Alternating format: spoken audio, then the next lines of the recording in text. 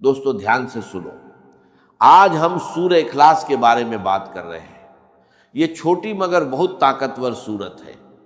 اس میں صرف 4 آیتیں ہیں، لیکن اس کی برکتیں انسان کی زندگی بدل سکتی ہے۔ اس سورت میں اللہ کی خالص توحید بیان کی گئی ہے۔ اللہ ایک ہے، اس کا کوئی ساتھی نہیں، اور وہ ہر کمی اور ہر دوش سے پاک ہے۔ حدیث میں آیا ہے کہ سورہ اخلاص پڑھنا قرآن کے 1/3 کے برابر ہے۔ ایک صحابی کو یہ سورت بہت پسند تھی اور ہر رکعت میں اسے پڑھتے تھے۔ جب نبی صلی اللہ علیہ وسلم کو بتایا گیا تو آپ نے فرمایا کہ اللہ بھی اس سے محبت کرتا ہے۔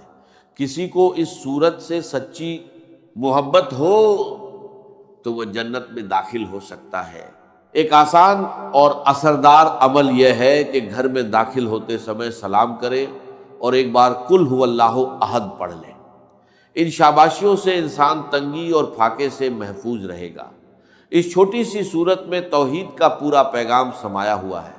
اللہ نہ کسی کا باپ ہے، نہ بیٹا، اور نہ کوئی اس کے برابر ہے۔ دوستو، اب ذرا سورہ فلق کا تعارف بھی دل کی گہرائی سے سنو، کیونکہ یہ وہ مبارک سورت ہے جو انسان کو ہر برائی، ہر اندھیرے اور ہر نقصان سے اللہ کی پناہ میں لے آتی ہے۔ علماء کے مطابق اس سورت کے نزول کے بارے میں 2 قول ملتے ہیں۔ ایک قول یہ ہے کہ یہ مدینہ منورہ میں نازل ہوئی، اور دوسرا قول یہ ہے کہ یہ مکہ مکرمہ میں نازل ہوئی۔ لیکن زیادہ مضبوط رائے یہی مانی جاتی ہے کہ یہ سورت مدینہ منورہ میں نازل ہوئی۔ اس سورت میں 1 رکوع، 5 آیتیں، 23 کلمات اور 74 حروف ہیں۔ اس سورت کو سورہ فلق کیوں کہا جاتا ہے، اس کے پیچھے بھی ایک گہرا راز چھپا ہوا ہے۔ فلق کے کئی معنی بیان کیے گئے ہیں، لیکن یہاں اس کا مطلب صبح کی روشنی یا صبح کا اجالا ہے، کیونکہ اس سورت کی پہلی آیت میں یہ لفظ موجود ہے، اس لیے اسی مناسبت سے اس کا نام سورہ فلق رکھا گیا۔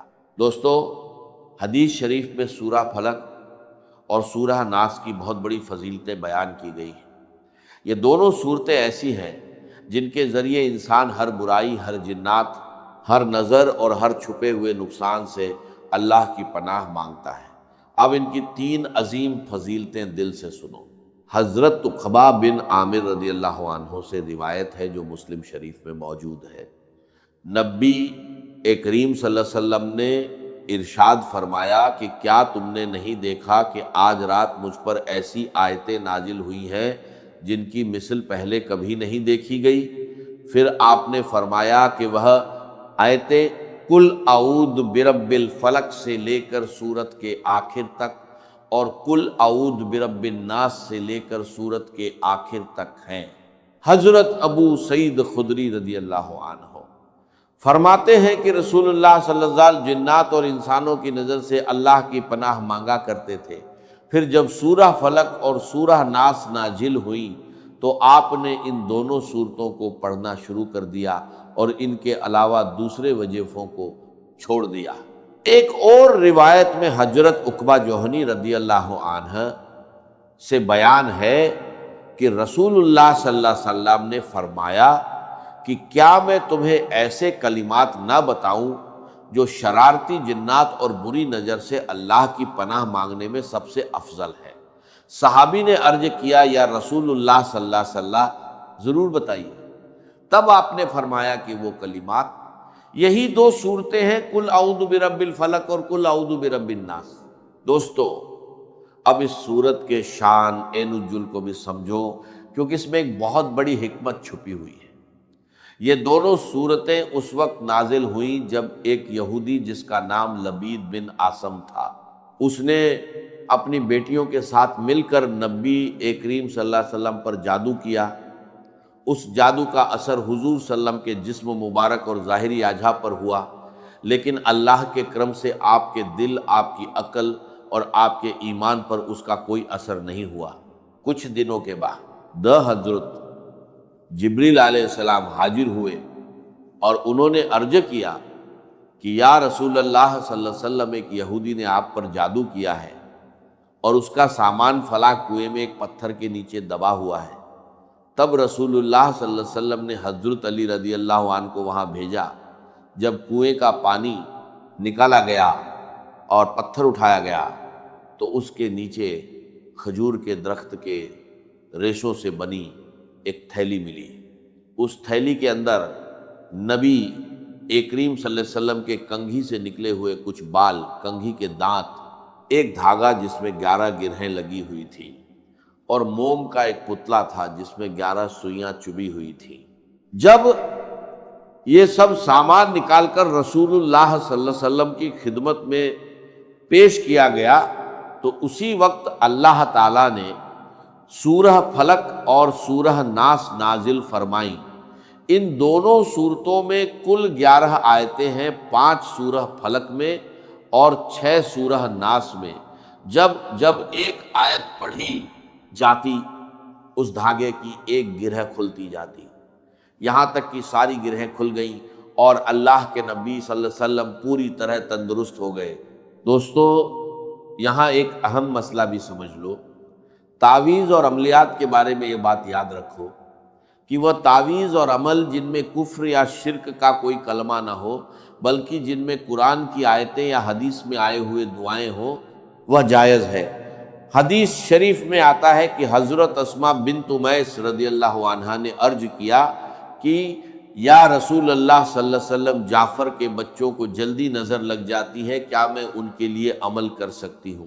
تو رسول اللہ صلی اللہ علیہ وسلم نے انہیں اس کی اجازت دی۔ ان صورتوں کے شان نزول سے کچھ اہم باتیں بھی معلوم ہوتی ہیں۔ پہلی بات یہ کہ جادو کا اثر حق ہے۔ دوسری بات یہ کہ جادو کا اثر نبی کے جسم پر ہو سکتا ہے، لیکن ایسا اثر کبھی نہیں ہو سکتا جس سے نبوت کے کام میں کوئی کمی آئے۔ تیسری بات یہ ہے کہ جادو کو ختم کرنے میں سورہ فلق اور سورہ ناس میں خاص طاقت رکھی گئی ہے۔ اور چوتھی بات یہ ہے کہ بیماریوں، اثرات، جادو اور بری طاقتوں سے بچنے کے لیے قرآن کی آیتوں اور صورتوں کو پڑھنا بے حد اثردار ہے۔ دوستو، سورہ فلق کے مضامین بھی یہی بتاتے ہیں کہ انسان کو ہر مخلوق کے شر سے، رات کے اندھیرے کے شر سے، جادوگروں کے شر سے اور حسد کرنے والوں کے شر سے اللہ تعالیٰ کی پناہ مانگنی چاہیے۔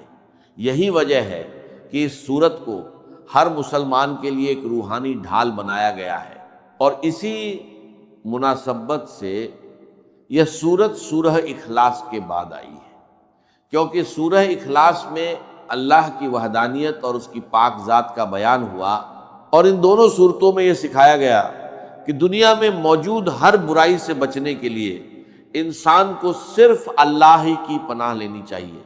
جنات ہو یا انسان، شیطان ہو یا حسد کرنے والے، ہر نقصان سے بچانے والا صرف اللہ ہی ہے۔ پھر اللہ تعالیٰ فرماتا ہے بسم اللہ الرحمن الرحیم، اور اس کا مطلب ہے کہ شروعات اس اللہ کے نام سے جو بے حد مہربان اور رحمت والا ہے۔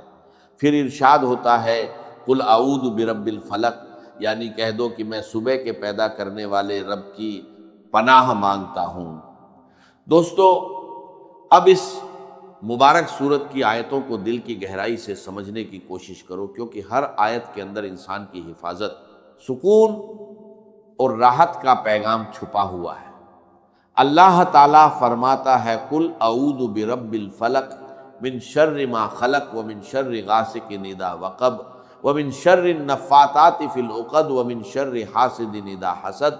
اس کا ترجمہ یہ ہے کہ تم فرما دو کہ میں صبح کے رب کی پناہ لیتا ہوں اس کی تمام مخلوق کے شر سے اور سخت اندھیری رات کے شر سے جب وہ چھا جائے، اور ان عورتوں کے شر سے جو گروہوں میں پھونک مارتی ہیں، اور ہر اس حسد کرنے والے کے شر سے جب وہ حسد کرے۔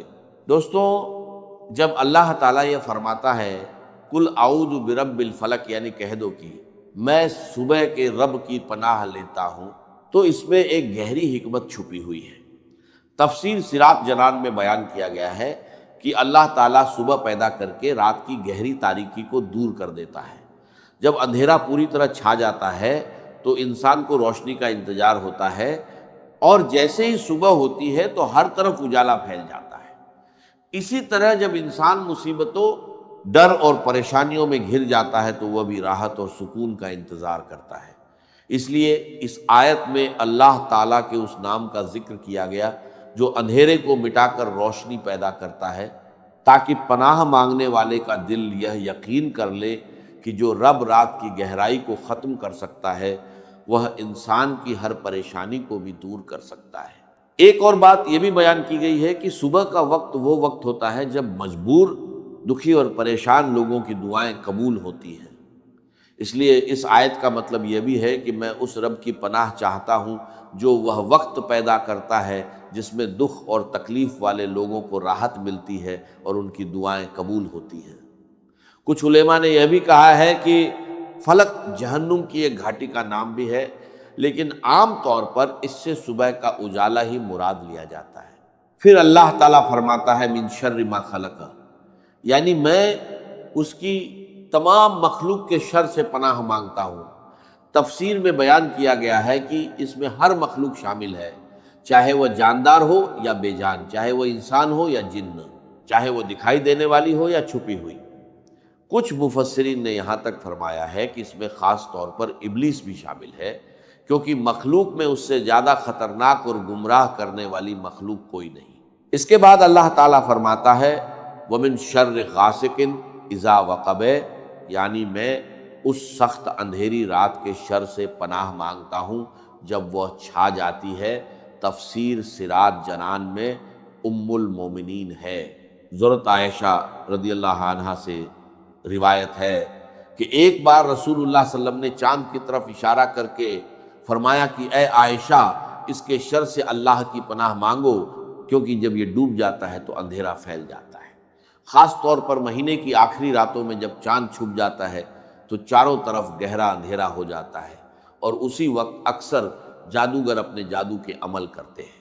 پھر اللہ تعالیٰ فرماتا ہے وَمِن شَرِّ النَّفَّاثَاتِ فِي الْعُقَدِ، یعنی ان عورتوں کے شر سے پناہ مانگتا ہوں جو گرہوں میں پھونک مارتی ہیں۔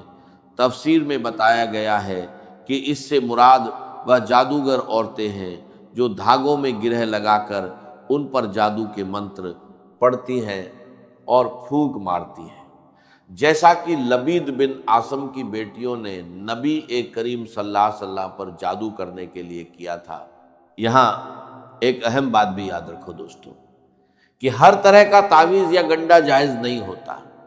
جو تعویذ ناجائز کاموں کے لیے بنایا جائے وہ حرام ہے، لیکن اگر کسی جائز مقصد کے لیے قرآن کی آیتیں یا اللہ کے نام پڑھ کر دم کیا جائے یا تعویذ بنایا جائے تو وہ جائز ہے۔ صحابہ کرام اور تابعین کا بھی اسی پر عمل رہا ہے۔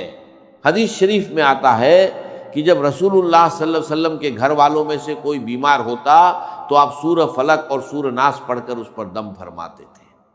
حضرت عائشہ صدیقہ رضی اللہ عنہا سے روایت ہے کہ نبی کریم صلی اللہ علیہ وسلم یہ دونوں صورتیں پڑھ کر بیماروں پر پھونکی مارتے تھے۔ اسی طرح حضرت اسماء بنت امیس رضی اللہ عنہا نے عرض کیا کہ یا رسول اللہ صلی اللہ علیہ وسلم، جعفر کے بچوں کو جلدی نظر لگ جاتی ہے، کیا میں ان پر کچھ پڑھ کر دم کر دیا کروں؟ تو آپ نے ارشاد فرمایا کہ ہاں، کیونکہ اگر کوئی چیز تقدیر سے آگے بڑھ سکتی تو نظر ضرور اس سے آگے بڑھ جاتی۔ پھر اللہ تعالیٰ آخری آیت میں فرماتا ہے وَمِن شَرِّ حَاسِدٍ اِذَا حَسَدَ، یعنی میں حسد کرنے والے کے شر سے پناہ مانگتا ہوں جب وہ حسد کرے۔ حسد اس انسان کو کہتے ہیں جو یہ چاہتا ہے کہ دوسرے کے پاس جو نعمت ہے وہ اس سے چھن جائے۔ تفسیر میں بیان کیا گیا ہے کہ خاص طور پر یہودی نبی کریم صلی اللہ علیہ وسلم سے بہت حسد کرتے تھے، اور خاص طور پر لبید بن عاصم بھی اسی حسد کی وجہ سے جادو کرنے تک اتر آیا تھا۔ لیکن یہ آیت صرف اسی کے لیے نہیں بلکہ ہر حسد کرنے والے کے شر سے پناہ مانگنے کی تعلیم دیتی ہے۔